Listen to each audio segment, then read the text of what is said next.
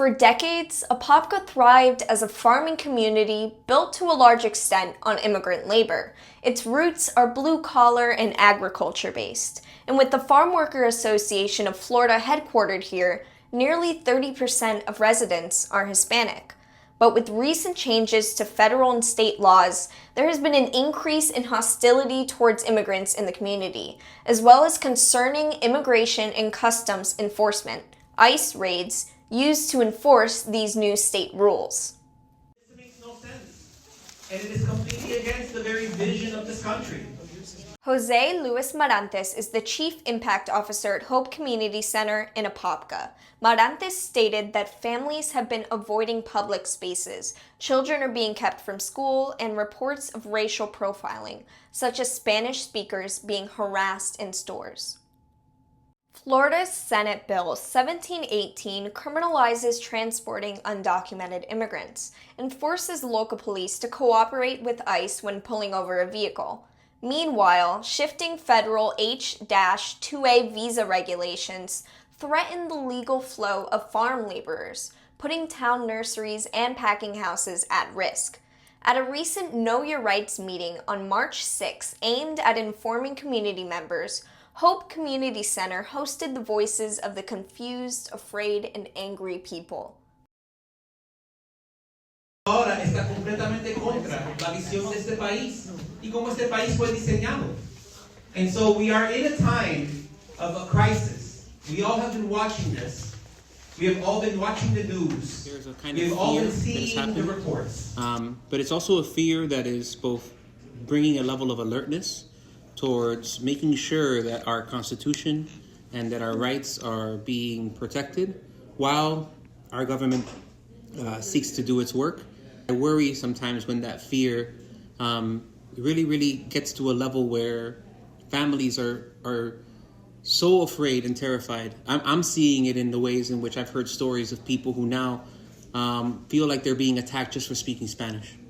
Speakers at the Know Your Rights meeting responded to questions and fears brought up by members, with the most pressing topic explaining to parents the sad reality of ICE now targeting previously sensitive locations like schools and hospitals, a protection revoked under President Donald Trump's administration, creating another problem for families. So what could regular Apopka community members do to help out immigrants, to help out Hispanic community, to help out the Hope community? Yeah, I think everybody in Apopka should be having, should go meet with their state representatives, should meet with the state senators that represent this area, should go to the city council meeting, should go to every single place in which there's an elected official and let them know specifically this is how they imagine the city of Apopka, this is the community that they want to see, and that Apopka has always been a place that has welcomed the hardworking immigrant, and that won't change. And I think that's really important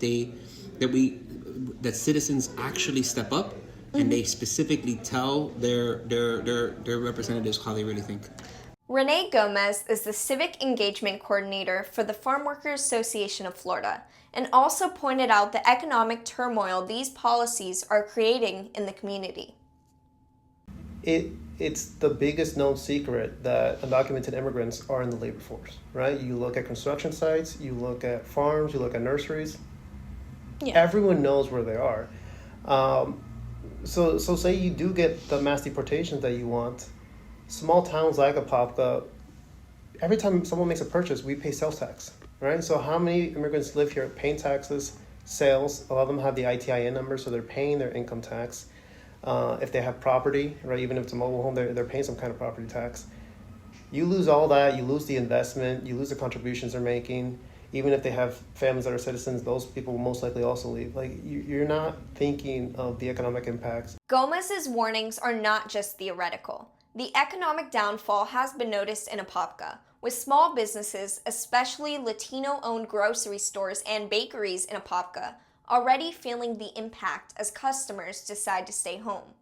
Jefferson Casillas is a manager at the Mexican El Mejor Sabor Bakery and Restaurant in Apopka, and he explained his perspective on how they've been dealing with experiencing drops in sales and customers due to growing fears and racial tensions. I'd say it's been most noticeable with our customers.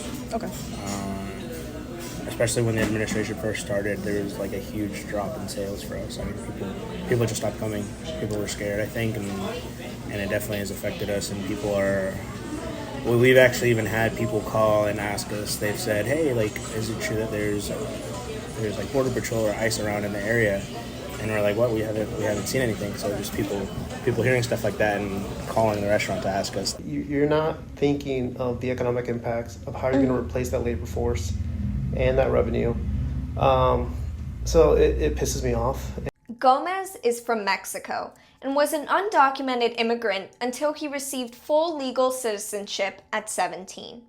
He expressed another familiar issue of mixed legality families and how new Florida legislative changes continue to add strain on immigrant families for basic health and needs, like being able to take family members to the hospital or kids to school.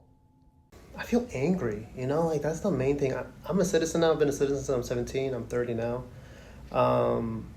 It doesn't make sense. I mean, ethically and morally, I think it's wrong. Mixed status families are immigrants where older generations or unknowingly newer generations are undocumented, while other family members hold legal citizenship. Gomez noted that ICE's growing presence in Apopka has strained community relations, citing a special sessions meeting where the Orange County Sheriff's Office signed an agreement mandating cooperations with ICE. Despite the fear of new Florida legislatives, local Apopka advocacy groups continue to fight back and push against injustice in their community.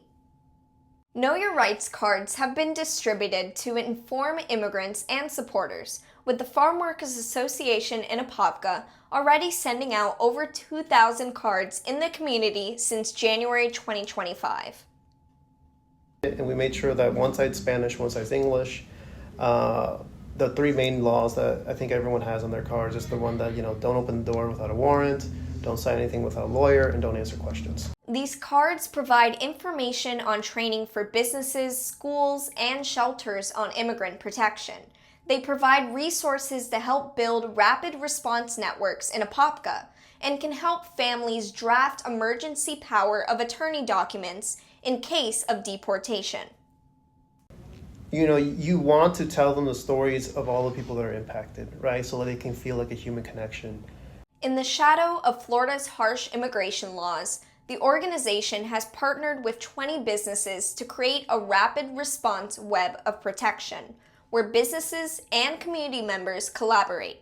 For example, when rumors about ICE activity circulated in Apopka, the network quickly messaged local business owners to verify information, helping prevent unnecessary loss. The Farmworkers Association in Apopka has expanded its reach to over 90 members in the network, from Apopka, Ocoee, Sanford, and Orlando areas. A single text chain verifies sightings within minutes, allowing parents to avoid checkpoints, workers to stay home, and employers to temporarily shutter job sites.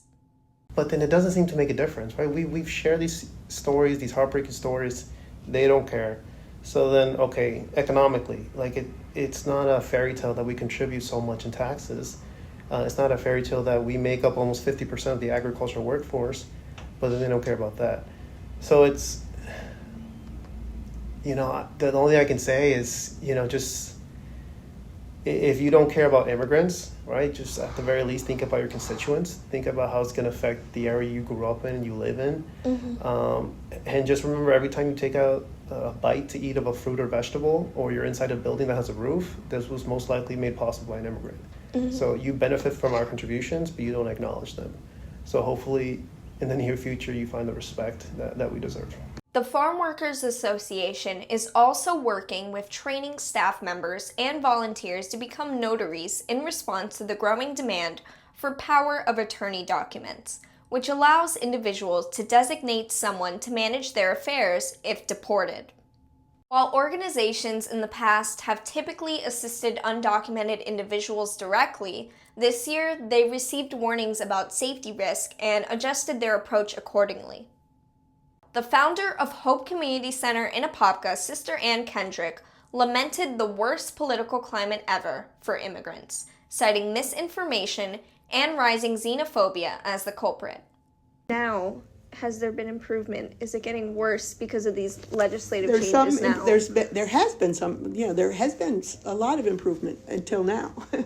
Yeah, until now, and now it's it's the worst ever. They're afraid to speak Spanish out loud in the stores. They're afraid to walk any place. There are people that work at Second Harvest. We got calls from them. They Second Harvest that comes for food. People don't come anymore because they're afraid if they show up, the people will be rounded up by immigration. So the biggest issue is that fear that's holding people from helping.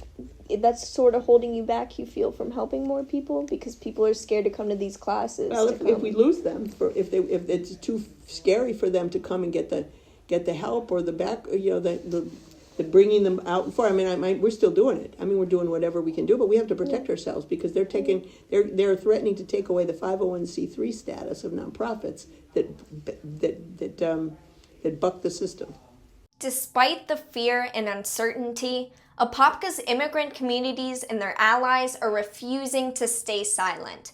Organizations like Hope Community Center and the Farmworkers Association of Florida are leading the charge, distributing Know Your Rights materials, training rapid response networks, and pressuring local leaders to take a stand. Their work is a testament to the power of collective action in the face of oppressive policies. Jose Luis Marantes, Chief Impact Officer at Hope Apopka, understands the constraints on local government to push back on state and federal laws, but he would like to see elected officials state their support for immigrants. I don't know how much more work they can do because so much of what's happening is happening at the state and federal level.